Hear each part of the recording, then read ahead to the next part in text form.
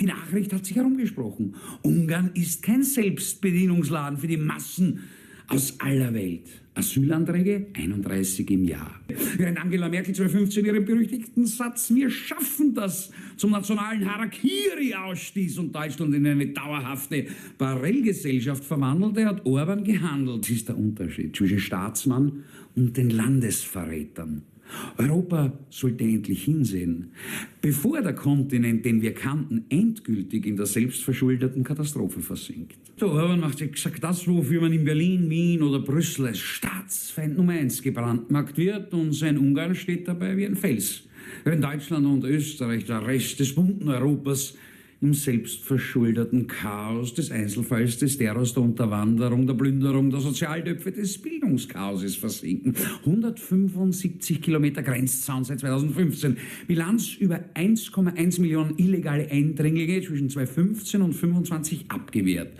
Allein 2025 mehr als 12.000, 2022 noch fast 386.000 Versuche. Die Nachricht hat sich herumgesprochen. Ungarn ist kein Selbstbedienungsladen für die Massen aus aller Welt. Asylanträge 31 im Jahr. 29 im Jahr 2024. In Deutschland über 330.000, in Österreich 59.000. Das ist keine Statistik. Das ist der Beweis für politischen Wahnsinn auf der einen und staatspolitische Vernunft auf der anderen Seite. Während Angela Merkel 2015 ihren berüchtigten Satz „Wir schaffen das" zum nationalen Harakiri ausstieß und Deutschland in eine dauerhafte Parallelgesellschaft verwandelte, hat Orban gehandelt. Über 2 Milliarden Euro aus der eigenen ungarischen Tasche für echten Schutz der Souveränität. Brüssel zahlte keinen Cent dafür. Stattdessen verhängt es täglich 1 Million Euro Strafe gegen Ungarn, weil Budapest es wagt, die eigenen Grenzen zu sichern und die Dublin-Regeln ernst zu nehmen. Als einziger EU-Staat.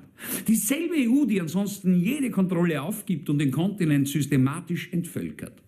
Der neue EU-Migrationspakt von Juni 2026 will Budapest zwingen, ein Aufnahmelager für 30.000 Migranten zu errichten. Orbans Antwort ist kalt und klar. Nicht einen einzigen, kommt nicht in Frage, nie. Das Ergebnis dieser angeblich autoritären Politik?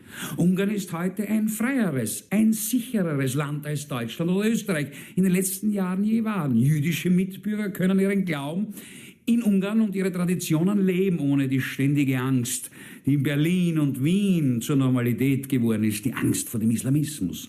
Homosexuelle bewegen sich in Budapest sicherer als in den No-Go-Zones, die Merkels importierte Karawanen in deutschen und österreichischen Städten hinterlassen haben. Kultur prosperiert.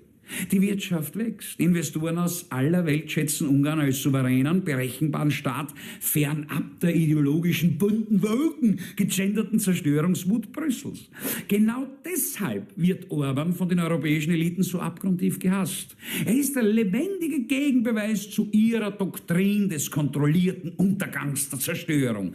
Er zeigt, dass man sein Volk, seine Kultur und seine Grenzen verteidigen kann, ohne sich bei den selbsternannten Moralwächtern zu entschuldigen.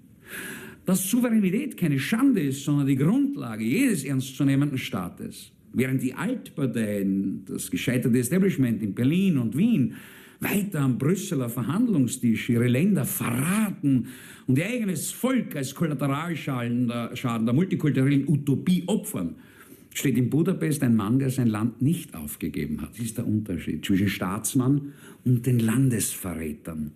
Europa sollte endlich hinsehen, bevor der Kontinent, den wir kannten, endgültig in der selbstverschuldeten Katastrophe versinkt. Orban hat den Weg gezeigt. Daher ist Orban der Staatsfeind Nummer 1.